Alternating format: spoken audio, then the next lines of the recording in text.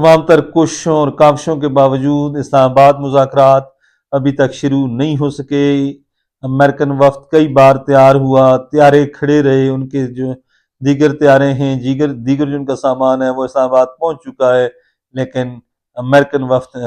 ابھی تک پاکستان نہیں آیا۔ اس کی بڑی وجہ یہ ہے کہ ایران مسلسل انکار کر رہا ہے، اور وہ کہتا ہے کہ جب تک ابنائے ہرمز کی ناکہ بندی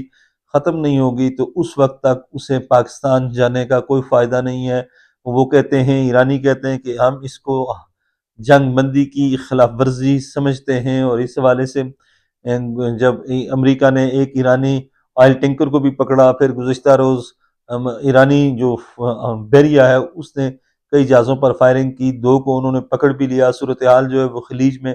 ٹینس ہوتی جا رہی ہے، امریکہ میں بھی سچویشن جو ہے وہ بھی کشیدہ ہوتی جا رہی ہے۔ صدر نے جو ان کے بیریا کے منسٹر ہیں، سیکریٹری بیریا جو ہیں، نیول سیکریٹری، ان کو برطرف کر دیا۔ بہت سی چیزیں جو ہیں وہ ڈیولپ ہو رہی ہیں، اور اسی دوران وائٹ ہاؤس کی ترجمان نے کہا کہ اس جنگ بندی کی کوئی مدت نہیں ہے، یعنی ٹائم لمٹ کوئی بھی نہیں ہے، آج بھی ختم ہو سکتی ہے اور 10 دن بھی چل سکتی ہے۔ دوسری جانب پاکستان کی یہ کوشش ہے کہ پاکستان کسی نہ کسی طرح صورتحال کو قابو میں لائے اور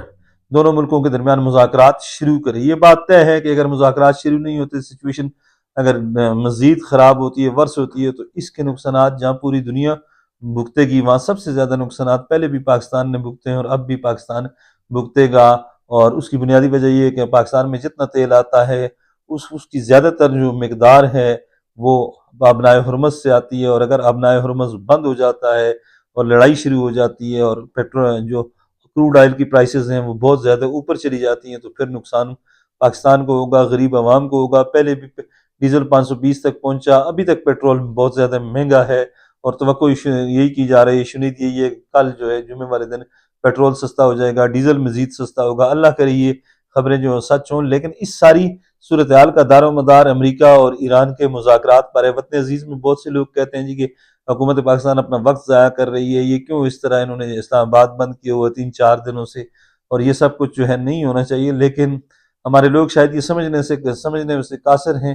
کہ یہی پاکستان جو ہے یہی کردار ادا کر سکتا ہے، پاکستان کے علاوہ شاید کوئی اور ملک جس پر ایران اور امریکہ دونوں اعتماد کرنے کو تیار نہیں ہے۔ اگر پاکستان اس وقت صورتحال کو سنبھال سکتا ہے اور مذاکرات ہو جاتے ہیں، اسلام آباد ایکارڈ سائن ہو جاتا ہے، معاہدہ اسلام آباد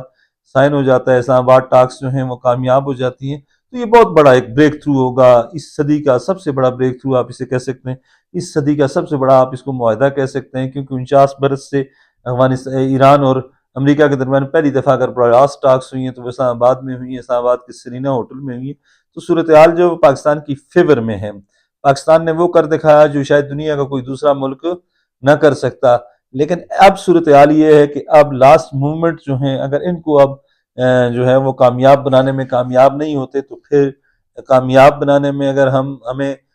جو ہے وہ اپنے مقاصد حاصل نہیں کر سکتے، تو پھر نقصان پاکستان کا بھی ہوگا اور پوری دنیا کا بھی ہوگا۔ اور اس حوالے سے صدر ٹرمپ کی جو ہٹ درمی ہے وہ بھی چیزوں کو خراب کر رہی ہے، اور جتنا وہ ہٹ درمی کا مظاہرہ کریں گے اتنا ان کی پاپولیرٹی امریکہ میں بھی کم ہو رہی ہے، اور پوری دنیا میں جو ایک تاثر تھا کہ امریکہ سپر پاور ہے وہ تاثر بھی اب زائل ہو رہا ہے۔ اور دوسری جانب ایران کے حوالے سے بھی خبریں آ رہی ہیں کہ وہاں قیادت میں اختلاف ہے، کچھ لوگ کہتے ہیں اسلام آباد ٹاکس ہونی چاہیے، مذاکرات کے لیے جانا چاہیے، اور کچھ لوگ کہتے ہیں کہ ایسا نہیں ہونا چاہیے۔ بہرحال اس ساری صورتحال میں ایک چیز جو ہے وہ امید افزا ہے، وہ یہ ہے کہ پاکستان اپنی سر توڑ کوششیں کر رہا ہے، اور پاکستان یہ امید لگائے بیٹھا ہے کہ یہ جو 48 سے 72 گھنٹے جو ہیں اگلے یعنی 2 سے 3 دن سنڈے تک مذاکرات بھی کامیاب ہو جائیں گے،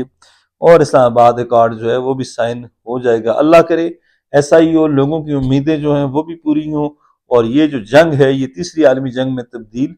نہ ہو، بلکہ دنیا میں امن قائم ہو۔ اور اس امن کی کنجی ہمارے نزدیک امریکی صدر ڈونلڈ ٹرمپ کے پاس ہے۔ آئے روز جس طرح کے وہ بیانات دیتے ہیں وہ بیانات سمجھ سے بالا تر ہیں۔ دنیا کی واحد سپر پاور کیا پریزیڈنٹ اگر اس طرح کے غیر ذمہ دارانہ بیانات دے گا تو پھر چیزیں بہتر ہونے کے بجائے مزید خراب ہوں گی۔ خوش رہیں، آباد رہیں، اللہ حافظ۔